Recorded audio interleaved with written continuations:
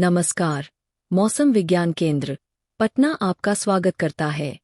आज दिनांक 13 अगस्त 2025 की मौसम की जानकारी के साथ विगत 24 घंटों के दौरान मॉनसून की गतिविधियां सक्रिय रही।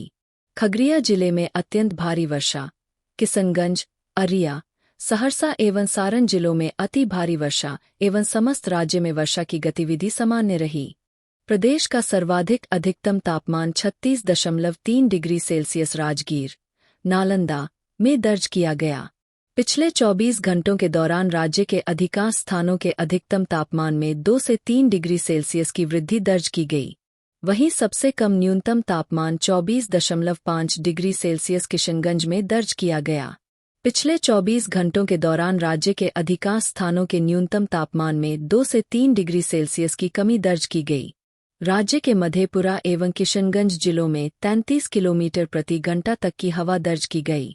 आज की मौसम प्रणाली की बात करें तो पश्चिम मध्य और उससे सटे उत्तर पश्चिम बंगाल की खाड़ी के उत्तरी आंध्र प्रदेश और दक्षिण ओडिशा तटों पर बना निम्न दबाव का क्षेत्र आज 13 अगस्त 2025 को सुबह 0830 बजे IST पर भी बना हुआ है।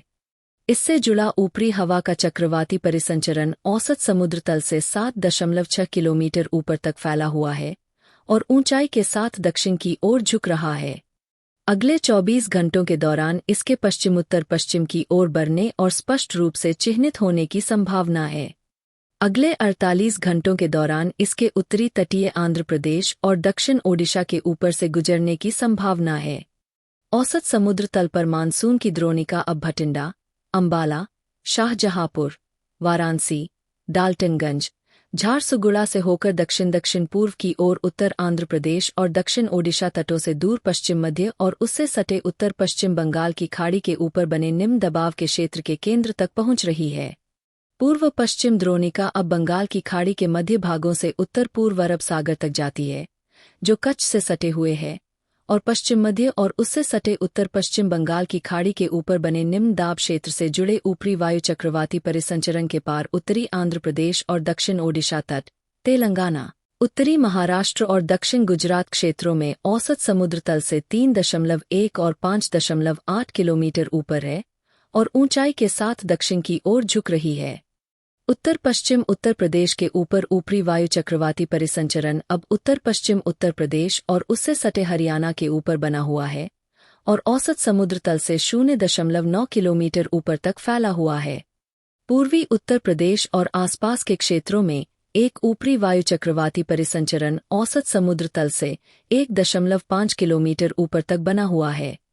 यह द्रोणिका अब पूर्वी उत्तर प्रदेश और आसपास के क्षेत्रों पर ऊपरी वायु चक्रवाती परिसंचरण से लेकर उत्तरी आंध्र प्रदेश और दक्षिण ओडिशा के तटों से लगे पश्चिम मध्य और उत्तर पश्चिम बंगाल की खाड़ी पर बने निम्न दबाव क्षेत्र से जुड़े ऊपरी वायु चक्रवाती परिसंचरण तक छत्तीसगढ़ से होते हुए औसत समुद्र तल से 1.5 किलोमीटर ऊपर तक फैली हुई है।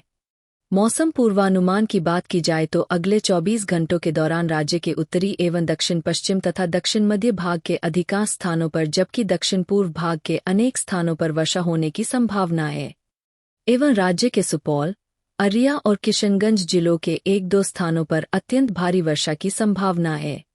राज्य के पूर्वी चंपारण, पश्चिमी चंपारण और गोपालगंज जिलों के 1 या 2 स्थानों पर अति भारी वर्षा होने की संभावना है। राज्य के अधिकांश जिलों के 1 या 2 स्थानों पर मेघ गर्जन बटा वज्रपात और तेज हवा 30 से 40 किलोमीटर प्रति घंटा चलने की संभावना है। राज्य के शिवहर, सीतामढ़ी, मधुबनी, दरभंगा, जहानाबाद, पटना, अरवल, नालंदा, बेगूसराय, गया, समस्तीपुर और मुजफ्फरपुर जिलों के 1 या 2 स्थानों पर भारी वर्षा होने की संभावना है। तापमान पूर्वानुमान की बात की जाए तो अगले 3 से 4 दिनों के दौरान राज्य के अधिकांश भागों के अधिकतम तथा न्यूनतम तापमान में कोई विशेष परिवर्तन नहीं होने की संभावना है। बिहार के मौसम अपडेट हेतु कृपया मौसम विज्ञान केंद्र पटना से जुड़े रहे।